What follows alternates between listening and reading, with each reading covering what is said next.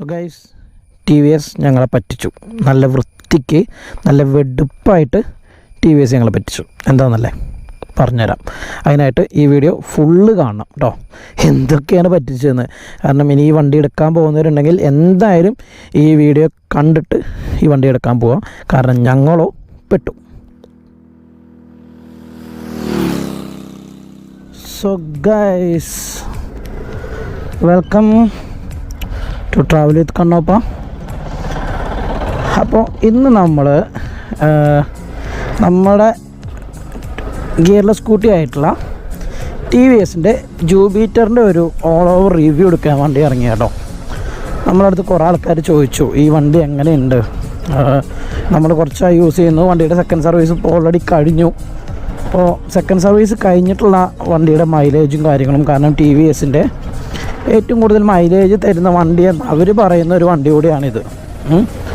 അപ്പോൾ second service കഴിഞ്ഞിട്ടുള്ള എന്താ അവസ്ഥ, ഇതിൻ്റെ ഡിഫക്റ്റ് എന്തൊക്കെയാണ്, ഇതെടുത്തത് ബുദ്ധിമുട്ടായോ പുലിവാലായോ, എല്ലാം നമുക്ക് ഈ വീഡിയോയിൽ നോക്കാം.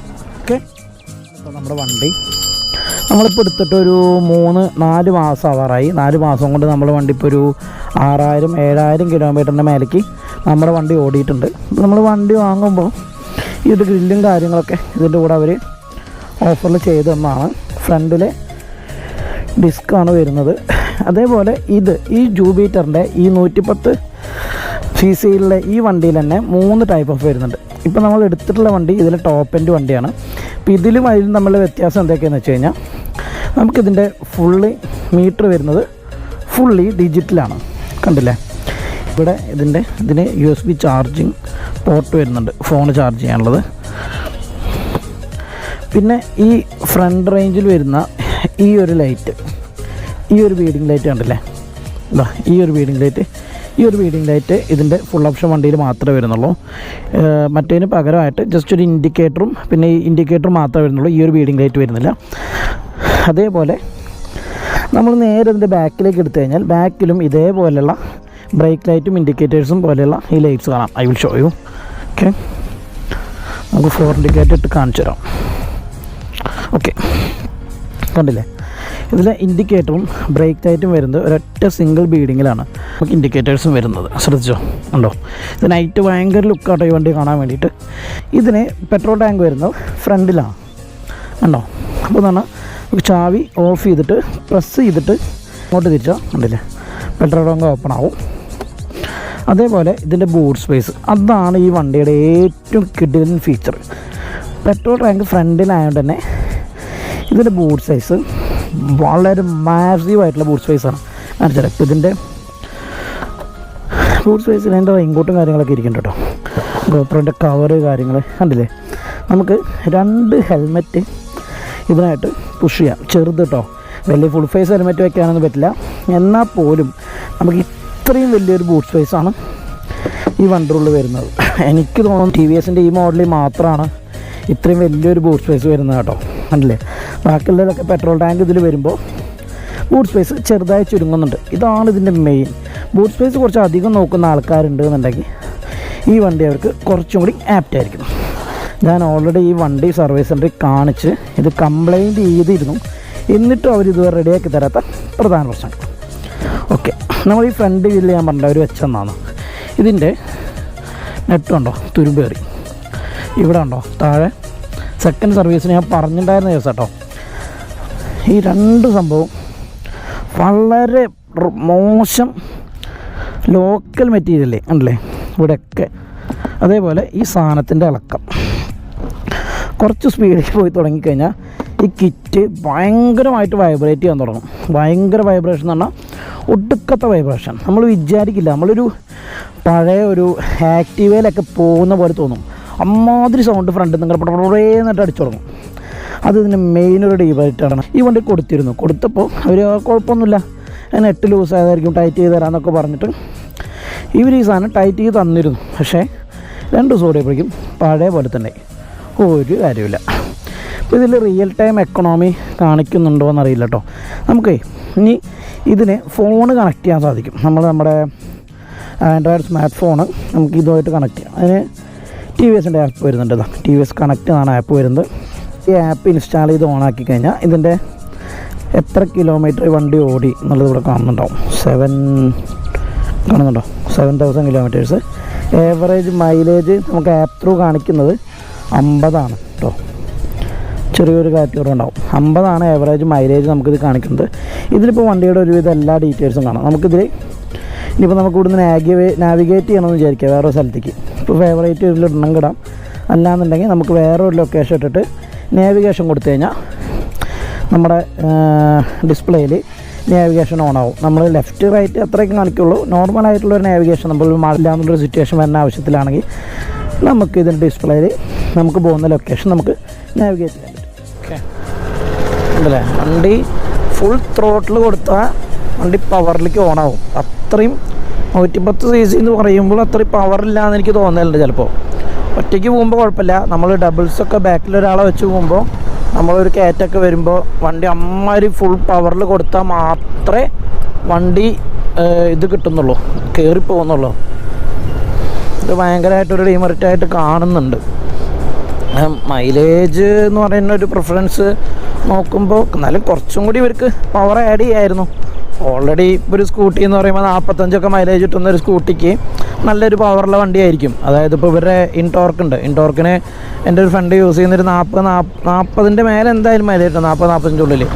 അപ്പോൾ നമ്മൾ അത്രയും പവർ കുറച്ചിട്ടൊരു വണ്ടി എടുത്തിട്ട് ഇത് അത്രയും കിട്ടുന്നില്ല. അതിനെക്കാട്ടി കൂടിപ്പോയ ഒരു 5 കിലോമീറ്റർ പെർ കിലോമീറ്റർ കിട്ടുന്നുള്ളൂ എന്ന് പറയുമ്പോൾ അത് ഭയങ്കര മോശമായിട്ടുള്ളൊരു കാര്യമാണ്. എല്ലാവരും ഓടിച്ചു നിൽക്കുന്ന ഒരു വണ്ടിയാണ് ഈ ജൂപ്പിറ്റർ. ഈ ഒരു വണ്ടി ഇപ്പോൾ പുതിയ മാർക്കറ്റിൽ ലോഞ്ച്, പുതിയതല്ല, മോർ ദാൻ 1 ഇയർ അടുത്ത് ആയിട്ടുണ്ടാവും. ഈ ഒരു ഇത് പുതിയൊരു എൻജിൻ സെഗ്മെൻറ്റും കൂടി ആയതുകൊണ്ട് ഒരുവിധം എല്ലാവരും ഓടിപ്പോയി വണ്ടി എടുക്കുന്നുണ്ട് മൈലേജ് എന്ന് കേൾക്കുമ്പോൾ. പക്ഷേ ഇതാണ് ഇതിൻ്റെ പ്രശ്നം. മൈലേജ് ഉണ്ടെങ്കിൽ പോലും നമ്മൾ 80 ഇതിനെ കമ്പനി പറയുന്ന മൈലേജ്, പരസ്യത്തിലും കാര്യത്തിനൊക്കെ കമ്പനി കൊടുക്കുന്ന മൈലേജ്. ഞാൻ ഈ വണ്ടി എടുക്കുമ്പോൾ ഷോറൂമിൽ അന്വേഷിച്ചപ്പോൾ അവർ പറഞ്ഞത് സെക്കൻഡ് സർവീസ് കഴിയുമ്പോഴേക്കും നിങ്ങൾക്ക് 60+ മൈലേജ് കിട്ടുമെന്നാണ് പറഞ്ഞത് കേട്ടോ. അതായത് 60 കിലോമീറ്ററിന് മേലേക്ക് പെർ ലിറ്റർ. നമുക്ക് ഭയങ്കര സന്തോഷമായി. പിന്നെന്താ, ഇപ്പോഴത്തെ പെട്രോൾ വില സംബന്ധിച്ച് നോക്കുമ്പോൾ 60 കിലോമീറ്റർ പെർ ലിറ്റർ എന്നൊക്കെ പറയുമ്പോൾ ഭയങ്കര കാര്യമല്ലേ. അപ്പോൾ അതൊക്കെ വെച്ചാണ് വണ്ടി ചാടിക്കയറി. അല്ലാണ്ട് ഞാൻ ടെസ്റ്റ് ഡ്രൈവും കാര്യങ്ങളൊന്നും അധികം ചെയ്യാതെ വണ്ടി പോയി എടുത്തത് ഒറ്റ കാരണം കൊണ്ടാണ്. കാരണം നമുക്ക് വർക്കിന് യൂസ് ചെയ്യാൻ എപ്പോഴും കുറച്ച് മൈലേജ് ഫ്രണ്ട്ലി ആയിട്ടുള്ള വണ്ടി വേണം. നമുക്ക് അത്യാവശ്യത്തിന് ബൈക്ക് എടുത്ത് ഓടാനുള്ളത് കൊണ്ട് തന്നെ. അപ്പോൾ അതുകൊണ്ട് നോക്കി എടുത്തതാണ്. ലാസ്റ്റ് എന്താ ചെയ്യുക, അപ്പോൾ ഇതായി പോയി. ജസ്റ്റ് വണ്ടി സ്റ്റാർട്ട് ചെയ്താൽ നമുക്കിത് 0 ഇവിടെ ഫ്യൂൽ ഇൻഡിക്കേറ്റർ കാണാം. നല്ല ഡീറ്റെയിൽസൊക്കെ ഉണ്ട്. ഇപ്പോൾ വണ്ടി ഓൾറെഡി റിസർവിലാണ്. റിസർവിൽ ഓൾറെഡി 13 കിലോമീറ്റർ നമ്മൾ ഓടിയിട്ടുണ്ട്.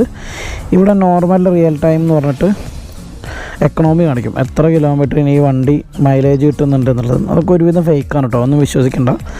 അതൊക്കെ ഒരുവിധം നോർമൽ പ്രോപ്പറായിട്ടുള്ള ടൈമല്ല കാണിച്ചുകൊണ്ടിരിക്കുന്നത്. ഓക്കെ, പിന്നെ നമ്മൾ ഫ്രണ്ടിലേക്ക് വരികയാണെങ്കിൽ നമുക്കിവിടെ പാസ് സ്വിച്ചസ് കാണാം, അതുപോലെ ഇൻഡിക്കേറ്റേഴ്സ് കാണാം, ലെഫ്റ്റ് റൈറ്റ്.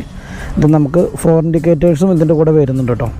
അതുപോലെ ഫോണ്, നമുക്ക് സെൽക്കിൽ ഈ വണ്ടിക്ക് എൻജിൻ കില്ല് സ്വിച്ചില്ല. നമ്മൾ ഒരു